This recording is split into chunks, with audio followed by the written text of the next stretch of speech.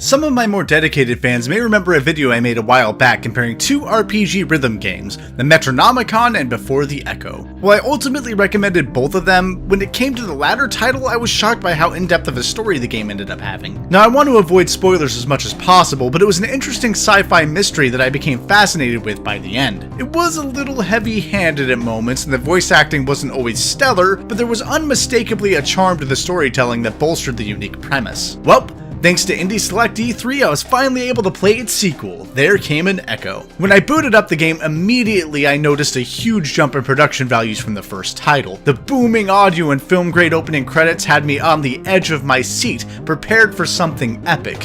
What I got was not quite that, but I'm getting ahead of myself. The first thing that you need to know about There Came an Echo is that you will be watching it more than you'll be playing it. As a fan of games such as the Metal Gear Solid series, this was not an issue for me, but I know it is for many others. The second important thing to note is that the gameplay mechanics are based around a gimmick. All actions are controlled with your voice through a headset. You are an operator, not an active participant, and this had my interest piqued even more than the promise of a follow-up to the original game's intriguing story premise. You begin the game with a woman's voice whispering in your ear, telling the player that you have to help a programmer named Korn escape from his office, as there are men coming after him. That's right, the opening is ripped straight from The Matrix, and the entirety of the plot is reminiscent of it, but rest assured, things eventually become more unique. I really don't want to give away any more, except to say that the story felt to me quite a bit like the first game's story did. Intriguing, at times a bit forced, but ultimately entertaining. The way this title links to the first took me by surprise, and despite my uncanny ability to see plot twists coming, I didn't notice the specific connecting twist between the two titles until it was laid before me, which I think is impressive. The storytelling is definitely enhanced by the voice cast, which isn't surprising given the talent they have on staff. Will Wheaton is likely the most surprising and recognizable name on the list, but Laura Bailey and Yuri Lowenthal also offer their talents to the project. Every performance felt spot on, though there were stutters here and there between lines of dialogue that did make it feel a bit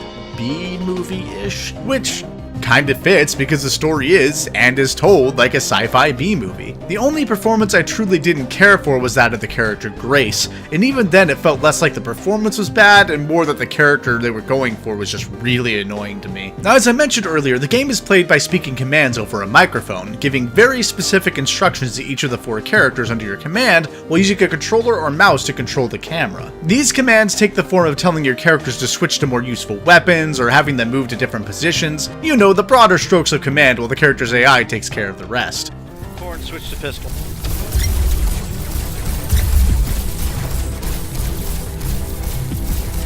Grace, switch to pistol. Ooh, this one has a railgun. It's really powerful, so you should probably do something about that. Focus fire 6. Korn, focus fire 6. Yes, Miranda, sir. recharge. My energy's low, Sam. Korn, recharge. Miranda, switch to pistol. I'm in some trouble here, Sam. Grace, recharge. Miranda, switch to pistol. Miranda to Charlie 4. Copy that. My energy's low, Sam. Korn, recharge. Hell yeah!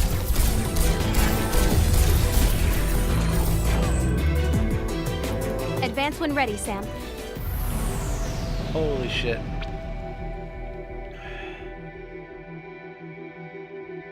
The combat is simple enough that they will mostly do what is intelligent in terms of choosing targets at least, but they won't move or change weapons without your command. The devs went to great lengths to make sure the game would be accessible to as many people as possible, to the extent that if the preset command words don't seem to be effective, you can actually set up your own. Unfortunately, even with all of these failsafes in place, I still had a lot of trouble getting the game to recognize my commands. I'd say that about 75% of the time they were functioning as intended, but that still averages out to 1 in every 4 commands being misinterpreted, often leading to the death of my soldiers. And as much as I hate to admit it, I ran into issues even outside of the voice controls. There Came an Echo must have hated my computer. Recording footage through Bandicam was all but impossible and created screen tearing issues that weren't there in-game, or when I record any of my other games for that matter, so it's not the software itself. More damning is that twice during my playthrough the characters got stuck completely. Now, it was strange because the game didn't actually freeze. I could still control the camera and open the pause menu, but I'd have to start the mission completely over because it wouldn't let me perform any other actions.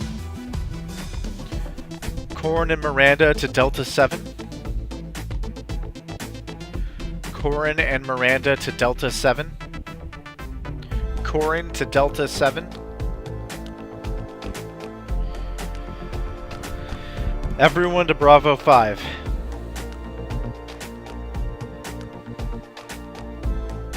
Corin to Bravo 5. Now, I did a little bit of digging around, and this may have been an issue with the type of headset I was using based upon information on the game's Steam page, but I'm not sure because my model wasn't listed as being problematic. Even with all of these issues laid out in front of me, I have to admit that I enjoy this game in the same way that I enjoy playing games on my PlayStation VR. There is a level of jankiness that comes from the new technology that for some will be hard to excuse, but in my case I've come to expect these sorts of issues, and I'm willing to give a bit of leeway for the sake of innovation and creativity. When the voice commands are working well, I really felt like a commander, in a way that I dreamed of since I was a 14-year-old kid reading through the novel Ender's Game. Everyone, focus fire target 4. Turret 2, lane 2.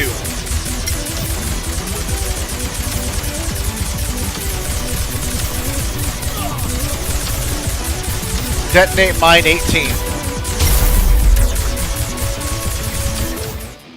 It feels like an experience tailor-made for my younger self, and that's admittedly a huge bias to overcome. But unfortunately, outside of those who share my personal tastes, it's incredibly hard to recommend their game in Echo. Even if I ignore the temperamental controls, I can't ignore the game's other issues. The most notable being that right when the gameplay begins to become somewhat strategically interesting, the game ends. I felt like I just completed an extended tutorial through gameplay, while the story was quite obviously reaching its climax. It's impossible to not feel at least a little bit disappointed by the way it all turned out, despite me still genuinely and truly enjoying it for the experiment that it is. This is a game that I love for what it's attempting to be in the moments it succeeds, but it suffers in its structure, in its mechanics, and its execution when viewed through a more objective lens. For similar titles this time, I decided to focus on the game's main gimmick.